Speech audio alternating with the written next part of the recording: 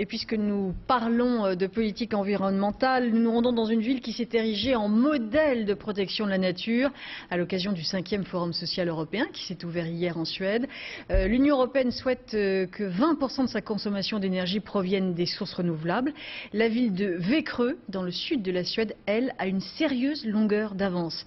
C'est le dossier de la rédaction. Karina Zopardi, Jean-Christophe Duclos. Au milieu de la forêt suédoise, sur les rives du lac de Växjö, une usine de chauffage urbain entièrement verte. Ces cheminées ne crachent pas de gaz à effet de serre, mais de la vapeur d'eau. Le combustible, le voici.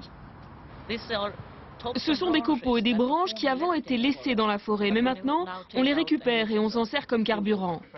Cette usine ultramoderne est unique en Europe. En plein hiver, elle produit à plein régime pour fournir chauffage et eau chaude à 70% des 80 000 habitants de la ville. De l'autre côté du lac, les appartements sont reliés au chauffage municipal. Anders vient d'y emménager. Il y a un chauffage au sol, la chaleur est diffuse et très agréable. Il y a beaucoup de lumière car les fenêtres sont orientées au sud-ouest. Ce n'est pas tout. Pour la première fois en Suède, ces immeubles de 8 étages sont construits entièrement en bois. Sol, murs, plafond, tout, jusqu'à la cage d'ascenseur, est renouvelable. Plus vous utilisez de bois, moins ça prend de temps à construire. Cet immeuble, en 6 à 7 mois, il sera terminé entièrement et vous aurez les clés. L'immeuble ne consomme que 80 kWh par mètre carré, c'est-à-dire presque rien, grâce à une bonne orientation et une très bonne isolation. Martin travaille pour la municipalité. Aujourd'hui, il rend visite aux gagnants du dernier concours d'économie d'énergie. L'occasion de vérifier que les compteurs installés par la mairie fonctionnent correctement. Voici le compteur. Il nous montre combien d'énergie et combien d'argent on dépense. Et il vous envoie des messages sur votre manière d'utiliser l'énergie.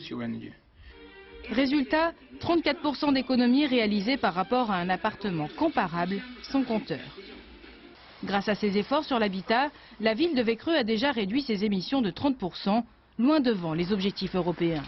Et pourtant, la municipalité voudrait faire mieux, surtout en matière de transport. De nombreux habitants circulent déjà à vélo, mais ce n'est pas suffisant. On travaille sur les biogaz qu'on pourrait fabriquer à partir de déchets ménagers organiques. Ça pourrait faire marcher les bus municipaux. On veut aussi faciliter la circulation des cyclistes en créant une sorte d'autoroute à vélo pour rendre l'accès au centre-ville encore plus facile. Le virus vert touche toute la ville, de l'université en pointe sur les biocarburants, au lycée et au collège. Ici, 432 panneaux solaires fournissent le quart de l'électricité utilisée par l'établissement. Et les élèves sont particulièrement sensibilisés au réchauffement climatique. Jusqu'à maintenant, les gens ont trop pensé à eux-mêmes. Nous, on commence tout juste à penser un peu aux autres et aux générations futures. Växjö a le titre de ville la plus verte d'Europe. Mais la mairie ne compte pas s'endormir sur ses lauriers. Elle vise le zéro émission de gaz à effet de serre sans fixer d'échéance.